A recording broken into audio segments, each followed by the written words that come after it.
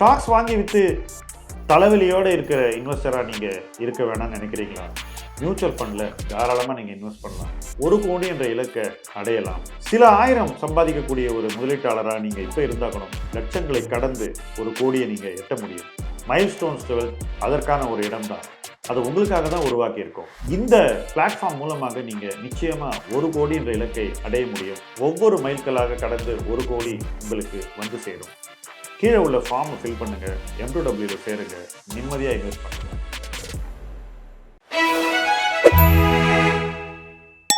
Friends, இன்னைக்கு முதலீட்டு கிழமை நம்ம பேச போகிற தலைப்பு டிவிடெண்ட் காம்பவுண்டிங் எப்படி செய்யலாம். மார்க்கெட்டுக்கு வந்த புதுசில் மார்க்கெட்டில் வரக்கூடிய இன்கம்மையே நம்பி இருக்க வேண்டிய ஒரு சூழ்நிலையில் 2 வகையான அணுகுமுறைகளை எடுக்கலாம். ஒன்று, நிறைய ட்ரேட் பண்ணலாம். இன்னொன்று, ரொம்ப ஷார்ப்பாக இன்வெஸ்ட் பண்ணலாம். ட்ரேட் பண்ணுறதுனால ஷார்ட் டேர்ம் கேபிட்டல் கெயின் கிடைக்கும். அதை வச்சு நம்ம லைஃப்பை லீட் பண்ண முடியும். ஆனால் லாஸ் வந்துச்சுன்னா எல்லாத்தையும் முடிச்சிடும். இன்வெஸ்ட் பண்ணும்போது உடனடியாக நமக்கு லாபம் கிடைக்காது. ஏன்னா நம்ம உடனே விற்க மாட்டோம். மதிப்பு கூடினாலும் வேடிக்கை தான் பார்க்கணும். அப்போது வேடிக்கை பார்க்கும்போது வெயிட் பண்ண வேண்டிய ஒரு கட்டாயம் ஏற்படுது. வெயிட் பண்ணக்கூடிய அந்த காலகட்டத்தில் நமக்கு ஒரு இன்கம் வேணும் இல்லையா? அந்த இன்கம் டிவிடெண்ட். அது நம்ம செலவுக்கு உதவும். மார்க்கெட்டையே நம்பி இருக்கிறவங்களுக்கு டிவிடெண்ட் நிச்சயமாக ஒரு மிகப்பெரிய சப்போர்ட். ஏன்னா வருஷத்துக்கு கிட்டத்தட்ட ப்ரெடிக்டபுளாக ஒரு இன்கம்மை டிவிடெண்ட் கொடுக்கும். நான் மார்க்கெட்டுக்கு வந்த புதுசில் முதல்ல கற்றுக்கிட்ட விஷயமே எப்படி டிவிடெண்டை பிளான் பண்ணுறது, ஆக்சுவலாக எப்படி ப்ரெடிக்ட் பண்ணுறது. உங்களில் நிறைய பேருக்கு தெரிஞ்சிருக்கலாம், டிவிடெண்டை ஆக்சுவலாக ப்ரெடிக்ட் பண்ண முடியும். ஏன்னா நிறுவனங்கள் ஒரு டிவிடெண்ட் பாலிசியை வச்சு இயங்குறாங்க, இல்லை ஒரு டிவிடெண்ட் ஹிஸ்ட்ரிக்கு ஏற்ற மாதிரி ஸ்டிக் பண்ணுறாங்க. பாலிசி சார்ந்தோ அல்லது வரலாறு சார்ந்தோ அடுத்த வருஷம் எவ்வளோ டிவிடெண்ட் இந்த கம்பெனியால் கொடுக்க முடியும்னு நம்மளால் ப்ரெடிக்ட் பண்ண முடியும். அந்த ப்ரெடிக்ஷனையும் நம்மளால் காலப்போக்கில் ரிவ்யூ பண்ண முடியும். ஒவ்வொரு குவார்ட்டர்லேயும் ப்ராஃபிட் எப்படி நகருது அப்படிங்கிறத பார்த்தாக்கா டிவிடெண்ட் எப்படி நகரும் அப்படின்னு சொல்ல முடியும். ப்ராஃபிட் வளர்ச்சி கண்டால் டிவிடெண்ட் வளர்ச்சி காணும். ப்ராஃபிட் சுருங்கி போச்சுன்னா டிவிடெண்ட் கொடுக்க முடியாது. ஸோ ஒவ்வொரு கம்பெனிக்கும் நம்ம டிவிடெண்டை ப்ரெடிக்ட் பண்ண முடியும். ஒரு இன்வெஸ்டராக கம்பெனி எவ்வளோ இபிஎஸ் பண்ணணும்னு எல்லாருமே ப்ரெடிக்ட் பண்ணுவாங்க, அதை பற்றி நிறைய பேசுவாங்க. ஆனால் நான் முதல்ல கற்றுக்கிட்டது டிவிடெண்டை எப்படி ப்ரெடிக்ட் பண்ணுறது அப்படிங்கிறது. இந்த டிவிடெண்டை ப்ரெடிக்ட் பண்ணும்போது என்ன ஆகுது, அடுத்த வருஷத்துக்கு என் போர்ட்ஃபோலியோ என்ன இன்கம் டிவிடெண்டாக கொடுக்கும்னு எனக்கு ஒவ்வொரு வருஷமும் பிகினிங்லேயே ஒரு எஸ்டிமேட் பண்ண முடியுது. ஒவ்வொரு குவார்டர்லி ரிசல்ட்டுக்கு அப்புறமும் அந்த எஸ்டிமேட்டை ரிவைஸ் பண்ண முடியுது. ஒவ்வொரு வருஷமும் பிளான் பண்ணி இன்கம்மை ஜென்ரேட் பண்ண முடியுது. ஆனால் இந்த டிவிடெண்ட் இன்கம் வருஷம் பூரா வராது. குறிப்பிட்ட சில மாதங்களில் அதிகமாக டிவிடெண்ட் வரும். டிவிடெண்ட் சீசன் அப்படின்னு சொல்லுவோம். எப்போ ஆனுவல் ஜென்ரல் மீட்டிங் முடியுதோ அதுக்கப்புறம் முக்கால்வாசி கம்பெனிஸ் டிவிடெண்ட் கொடுப்பாங்க. சில கம்பெனிஸ் இன்ட்ரீம் டிவிடெண்டு விரும்பின போதெல்லாம் டிவிடெண்ட் கொடுப்பாங்க. இதையும் நம்மளுடைய டிவிடெண்ட் எஸ்டிமேஷன்லையும் பிளானிங்லையும் ஃபேக்டர் பண்ணிக்கணும். ஸோ எப்போ பணம் வரும் அப்படிங்கிறதையும் நம்மளால் ஓரளவுக்கு ப்ரெடிக்ட் பண்ண முடியும். இதெல்லாம் எப்படி எனக்கு உதவிச்சு அப்படின்னு பார்த்தீங்கன்னாக்கா, இன்கம் இல்லாத போது ஒவ்வொரு வருஷமும் எனக்கு டிவிடெண்ட்லேருந்து ஒரு இன்கம்மை கொடுத்தது. இந்த இன்கம் வரும்னு என்னால் எஸ்டிமேட் பண்ண முடிஞ்சுது. அந்த எஸ்டிமேட் பிரகாரம் பணத்தை சம்பாதிக்க முடிஞ்சுது. சில இன்ஸ்டன்சஸில் எஸ்டிமேட்டையும் மிஞ்ச முடிஞ்சுது. ஒவ்வொரு வருஷமும் டிவிடெண்டை பிளான் பண்ணுறது, ப்ரெடிக்ட் பண்ணுறது, ரிசீவ் பண்ணுறது, அதை அனுபவிக்கிறது, இது ஒரு பக்கம். பட் அடுத்த வருஷத்துக்கு இந்த வருஷம் என்ன செய்யணும்? அடுத்த வருஷம் நமக்கு டிவிடெண்ட் இன்னும் அதிகமாக வேணும். விலைவாசி ஏறுது, நம்மளுடைய காஸ்ட் ஆஃப் லிவிங் ஏறுது, நம்மளுடைய தேவைகள் அதிகரிக்கிறது. ஸோ டிவிடெண்ட் இன்கம் ஏறினா தானே நம்ம வாழ்க்கையை ஒழுங்காக ஓட்ட முடியும். ஸோ இதையெல்லாம் பிளான் பண்ணி நெக்ஸ்ட் இயருக்கு எப்படி டிவிடெண்ட் ரைஸ் பண்ணுறதுங்கிற ஒரு நிர்பந்தம் எனக்கு இருந்தது.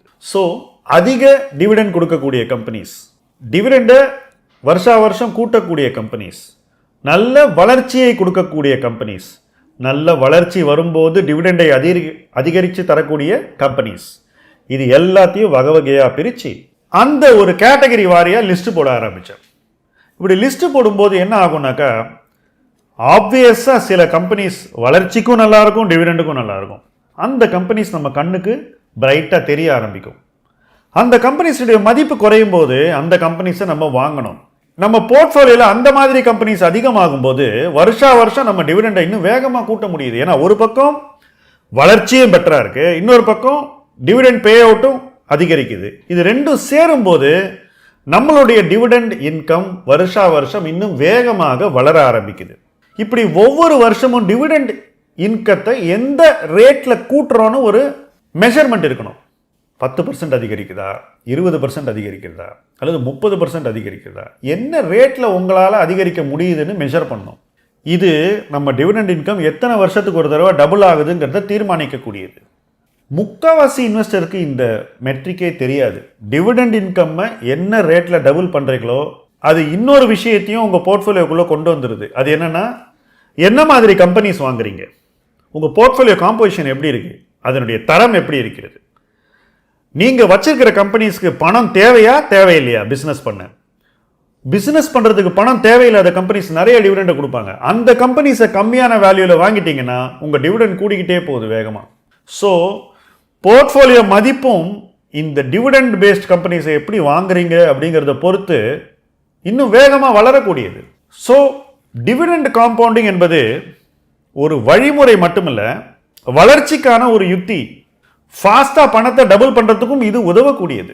டிவிடெண்ட் இன்க்ரீஸ் ஆச்சுன்னா நிறுவன மதிப்பு அதிகரிக்கும். நிறுவனம் நிறைய வளர்ந்துச்சுன்னா டிவிடெண்ட் அதிகமாக கொடுப்பாங்க.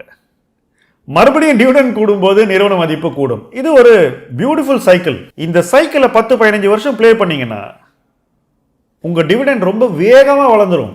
3-4 வருஷத்துக்கு ஒரு தடவை உங்களால் டிவிடெண்ட் டபுள் பண்ண முடியுதுன்னு வச்சுக்கோங்களேன், ரொம்ப சீக்கிரம் உங்களுக்கு ஃபைனான்ஷியல் ஃப்ரீடம் வந்துடும். என்னை பொறுத்த வரைக்கும் வேலை செய்யாமல் டிவிடெண்ட் வச்சு சாப்பிடணும் வாழணுன்ற அந்த திங்கிங் ஒரு பிடிக்காத ஒரு கான்செப்ட்.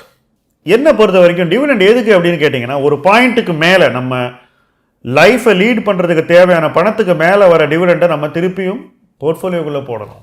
அதுக்கு தான் டிவிடெண்ட் ஒரு யுக்தியாக இப்போ நான் பார்க்குறேன். ஏர்லி ஸ்டேஜஸில் நம்ம எப்படி லைஃப்பை லீட் பண்ணுறதுன்ற பிரச்சனை இருந்தபோது இது நமக்கு கை கொடுத்தது.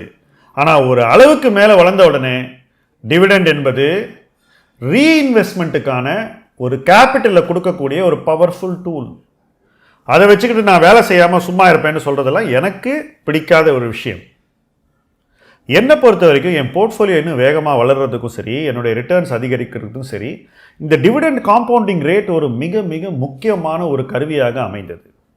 அதனால தான் என்னால் ஹையர் ரிட்டர்ன் சம்பாதிக்கவே முடிஞ்சது அப்படின்னு நான் ஆணித்தரமாக சொல்லுவேன். ஏன்னா மார்க்கெட் கீழே இருக்கிற டைமில் இந்த டிவிடெண்ட் பணத்தை வச்சுட்டு பெஸ்ட் கம்பெனிஸை வாங்க முடியுது. அந்த கம்பெனிஸை நம்ம விற்கிறதே இல்லை. அந்த கம்பெனிஸ் நம்ம எதிர்பார்ப்புக்கு மேலே டிவிடெண்டாகவே நமக்கு 2 வருஷம் 3 வருஷம் கழிச்சு கொடுக்குது.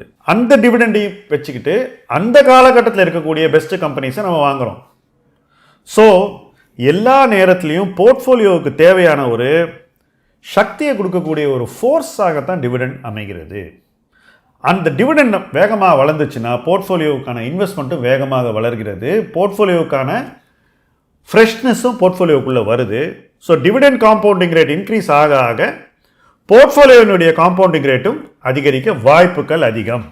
ஸோ ஒவ்வொரு இன்வெஸ்டரும் என்ன பண்ணணும் அப்படின்னு என்ன கேட்டிங்கன்னா, உங்கள் டிவிடெண்ட் நீங்கள் முதலீடு செய்ய ஆரம்பித்த நாள்லேருந்து இன்னை வரைக்கும் எப்படி ப்ரோக்ரஸ் ஆகிருக்கு அப்படின்னு எடுத்து பாருங்கள். எத்தனை வருஷத்துக்கு ஒரு தடவை நீங்கள் டிவிடெண்ட் இன்கம் டபுள் பண்ணீங்க அப்படின்னு பாருங்கள். எந்த காலகட்டத்தில் டிவிடெண்டில் தொய்வு வந்தது அப்படிங்கிறதையும் பாருங்கள். டிவிடெண்டில் தொய்வு வந்ததுனாக்கா, டிவிடெண்ட் இன்கமில் தொய்வு வந்ததுன்னா அதை எப்படி வேகப்படுத்துவது அப்படிங்கிறதையும் யோசிங்க. இதெல்லாம் யோசிச்சிங்கன்னா ஆட்டோமேட்டிக்காக உங்கள் போர்ட்ஃபோலியோ ஒரு பெட்டர் பிளேஸுக்கு போயிடும். இதில் சில பாயிண்ட்ஸ் ஆஃப் காஷனையும் நீங்கள் நிச்சயமாக நினைவில் வைத்துக்கொள்ள வேண்டும். அதிக டிவிடெண்ட் கொடுக்குற எல்லா கம்பெனியும் வளர்ச்சிக்கான கம்பெனிஸ் இல்லை அப்படிங்கிறத நீங்கள் புரிஞ்சுக்கணும். சில கம்பெனிஸ் வருஷா வருஷம் நல்ல டிவிடெண்ட் கொடுத்தாலும் வளர்ச்சி போதுமானதாக இல்லாதனால நிறுவன மதிப்பு கூடாது. ஸோ நிறுவன வளர்ச்சி இருக்கக்கூடிய டிவிடெண்ட் பேயிங் கம்பெனிஸ் நிறுவன வளர்ச்சி இல்லாத டிவிடெண்ட் பேயிங் கம்பெனிஸை விட சுப்பீரியர் அப்படிங்கிறத நீங்கள் புரிஞ்சுக்கணும். கேபிட்டல் அலோகேஷனில் இந்த டிவிடெண்டை எப்படி அவங்க கையாள்கிறார்கள் அப்படிங்கிறது ரொம்ப முக்கியம். ஒரு கம்பெனி என்ன பண்ணாங்க, அவங்க கிட்ட இருக்கக்கூடிய 80% கேஷை டிவிடெண்டாக கொடுத்துட்டாங்க. அதை கொடுத்த உடனே அந்த நிறுவன மதிப்பு 50% கூடிச்சு. ஏன்னா தேவையில்லாத பணத்தை கம்பெனி ரீடைன் பண்ணாது அப்படின்னு ஒரு சிக்னலை மார்க்கெட்டுக்கு கொடுத்ததே மார்க்கெட்டுக்கு ஒரு பெரிய டேர்னிங் பாயிண்டாக அமையுது. 20 PE இருந்த கம்பெனி 40 PEக்கு போகுது. ஸோ கேபிட்டல் அலோகேஷனை எப்படி இந்த நிறுவனம் பார்க்கிறது, இனி வரும் காலங்களில் எப்படி அதை கையாள போகிறது என்பதை சிக்னல் பண்ணக்கூடிய ஒரு பவர்ஃபுல் கருவியாக டிவிடெண்ட் அமைகிறது. ஸோ அந்த மாதிரி சிக்னல் பண்ணக்கூடிய நிறுவனங்களுக்கு மதிப்பு கூடுகிறது.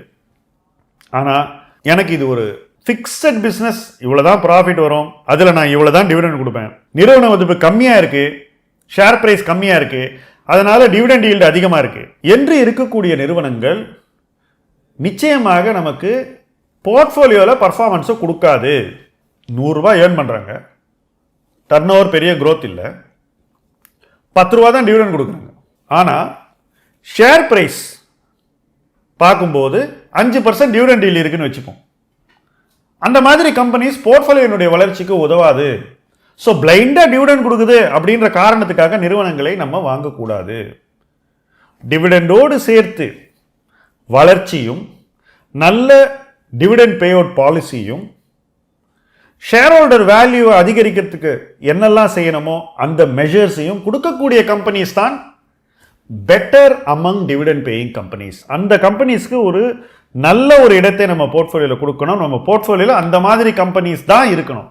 மாறாக டிவிடெண்ட் கொடுத்தும் டிவிடெண்ட் ஈல்டு அதிகமாக இருந்தும் தானே நிறைய பணத்தை ரீடைன் பண்ணிக்கிட்டு அதுக்கு ரிட்டர்ன் டு ஷேர் ஹோல்டர்ஸ் கொடுக்காத companies, that is RONW return on net worth அல்லது ROI ரிட்டர்ன் ஆன் இன்வெஸ்ட்மெண்ட் வருஷம் குறையக்கூடிய கம்பெனிஸ் நிறைய இருக்கும். டிவிடெண்ட் ஈல்டு அவங்களுக்கு அதிகமாக இருக்கும். அந்த மாதிரி கம்பெனிஸில் இன்வெஸ்ட் பண்ணுறதுல பெரிய பலன் இல்லை என்பது என்னுடைய அனுபவம். ஸோ டிவிடெண்டை தேடி போகும்போது பிஸ்னஸையும் பார்க்கணும், வளர்ச்சியும் பார்க்கணும், கவர்னன்ஸையும் பார்க்கணும், பே அவுட்டையும் பார்க்கணும், கேபிட்டல் எஃபிஷியன்சியும் பார்க்கணும். இது எல்லாம் சேர்த்து பார்க்கும்போது என்ன ஆகுதுன்னாக்கா business performance of the portfolio ரொம்ப ஃபாஸ்ட்டாக இம்ப்ரூவ் ஆகுது. டிவிடெண்ட் காம்பவுண்டிங் ரொம்ப ஸ்டெடியாக நடக்குது. நம்ம எதிர்பார்க்கிறத விட வேகமாக நம்மளுடைய டிவிடெண்ட் இன்கம் டபுள் ஆகுது. அதனால நமக்கு கிடைக்கக்கூடிய பணத்தை நம்ம இன்னும் நிறைய இன்வெஸ்ட் பண்ண முடியுது. அதே மாதிரி கம்பெனிஸில் ஒரு நல்ல பாசிட்டிவ் வர்ச்சுவஸ் சைக்கிளை நம்ம போர்ட்ஃபோலியோவில் உருவாக்க முடியுது. இதுதான் டிவிடெண்ட் காம்பவுண்டிங்கினுடைய பவர். இதுதான் என்னுடைய டிவிடெண்ட் சார்ந்த இன்வெஸ்ட்மெண்ட் எக்ஸ்பீரியன்ஸ். அதை நான் ஒரு நட்ஷெல்லில் சொல்லியிருக்கேன். இந்த சப்ஜெக்ட் இன்னும் நிறைய பேசலாம். இதில் இன்னும் நிறைய நுவான்சஸ் இருக்குது. ஒவ்வொரு காலகட்டத்திலையும் இதை பற்றி இன்னும் நிறைய டீட்டெயில்டாக பேசுவோம். ஆனால் இதன் முக்கியத்துவத்தை உணர்ந்து நம்ம முதலீட்டு பயணத்தில் பயணிப்போம். இணைந்து பயணிப்போம். முதலீட்டு களம் உங்கள் களம். நன்றி.